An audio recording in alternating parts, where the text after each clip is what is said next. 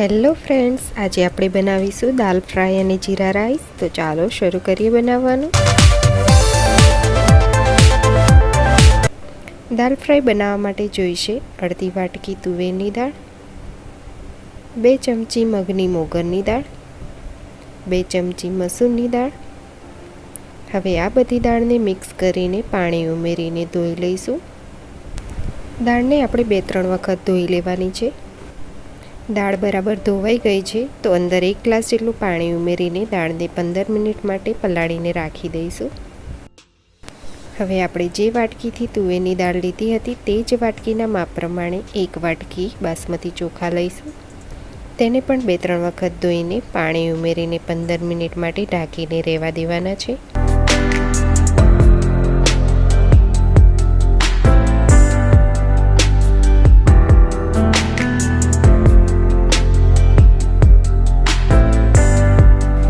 તો લગભગ 15 મિનિટ પછી તુવેરની દાળ જોઈ શકો છો કે બરાબર પલળી ગઈ છે. તો એક કુકરમાં આ બધી જ દાળને ઉમેરી દઈશું અને અંદર 1 ગ્લાસ જેટલું પાણી ઉમેરી દઈશું. જોડે અડધી ચમચી હળદર, સ્વાદ પ્રમાણે મીઠું અને થોડુંક તેલ ઉમેરીને કુકરનું ઢાંકણ બંધ કરીને 4 થી 5 સીટી વગાડી લઈશું. ગેસની ફ્લેમ મીડિયમ રાખીશું. હવે આપણે ચોખા ચેક કરી લઈશું. 15 મિનિટ પછી તમે જોઈ શકો છો કે ચોખા બરાબર પલળી ગયા છે. તો એક વાસણમાં 4 થી 5 ચમચી તેલ લઈ લઈશું. અંદર અડધી ચમચી જીરું ઉમેરીશું, 2-3 લવિંગ અને 1 તમાલપત્રનો ટુકડો ઉમેરીશું અને બધા જ ચોખા અંદર ઉમેરીને મિક્સ કરી લઈશું. આપણે જે વાટકીથી ચોખા લીધા હતા તે જ વાટકીના માપ પ્રમાણે 2 વાટકી ભરીને પાણી ઉમેરી દઈશું. હવે સ્વાદ પ્રમાણે મીઠું ઉમેરીને મિક્સ કરીને ચડવા દઈશું. ગેસની ફ્લેમ મીડિયમ રાખવાની છે. તો 10-1 મિનિટ થઈ ગઈ છે. ચોખાને ચેક કરી લઈશું. ચોખા જ્યારે ચડી જાય અને અંદર થોડુંક પાણી બચે ત્યારે આપણે ઢાંકણ બંધ કરીને 2-3 મિનિટ માટે લો ફ્લેમ ઉપર તેને થવા દેવાના છે. તો 2-3 મિનિટ પછી આપણે ચોખાને ચેક કરી લઈશું. તમે જોઈ શકો છો કે એકદમ છૂટા જીરા રાઈસ બનીને તૈયાર છે. હવે આપણે દાળ ચેક કરી લઈશું. તમે જોઈ શકો છો કે દાળ પણ એકદમ સરસ ચડી ગઈ છે. તો અંદર 1 ગ્લાસ જેટલું પાણી ઉમેરીને ચમચીની મદદથી સતત હલાવીને મિક્સ કરી લઈશું. દાળને આપણે એકદમ ક્રશ કરવાની નથી, એટલે આપણે ચમચીની મદદથી જ આ રીતે મિક્સ કરી લેવાની છે. હવે આ દાળને એક બાઉલમાં ટ્રાન્સફર કરી લઈશું. દાલ ફ્રાય બનાવવા માટે મેં અહીંયા એક વાસણમાં 4 થી 5 ચમચી ઘી લીધું છે. ઘી ગરમ થઈ ગયું છે. અંદર અડધી ચમચી જીરું ઉમેરી દઈશું, 2-3 લવિંગ અને 1 તમાલપત્રનો ટુકડો ઉમેરી દઈશું.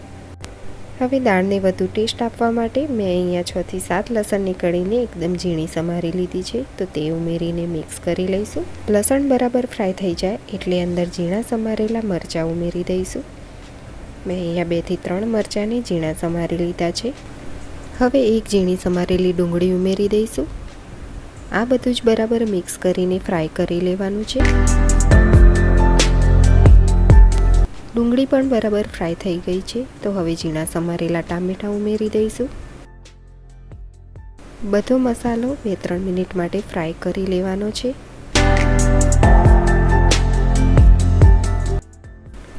હવે અંદર અડધી ચમચી હળદર, અડધી ચમચી લાલ મરચું પાવડર અને ચપટી હિંગ ઉમેરીને મિક્સ કરી લઈશું.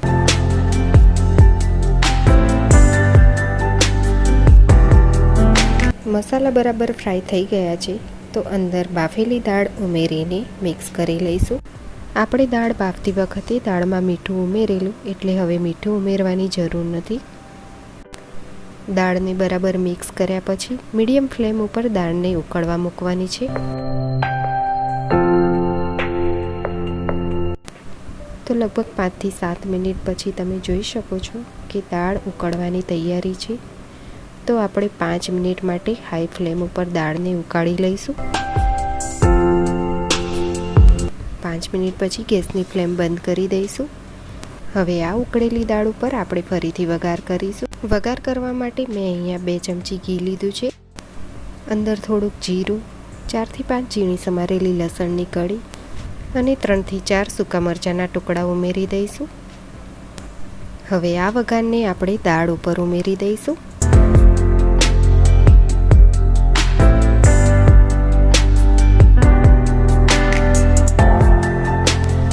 વઘારની દાળમાં બરાબર મિક્સ કરી લઈશું.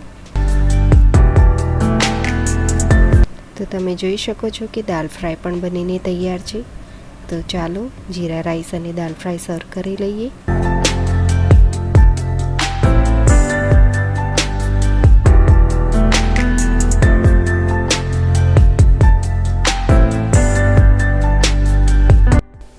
દાલ ફ્રાય અને જીરા રાઈસ બનાવવાની આ રેસીપી તમને કેવી લાગી તે મને કમેન્ટ કરીને જરૂરથી જણાવશો.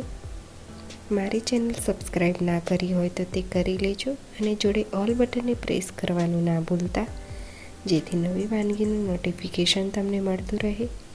ફરીથી મળીશું નવી રેસીપી સાથે. ત્યાં સુધી બધાને મારા જય શ્રી કૃષ્ણ.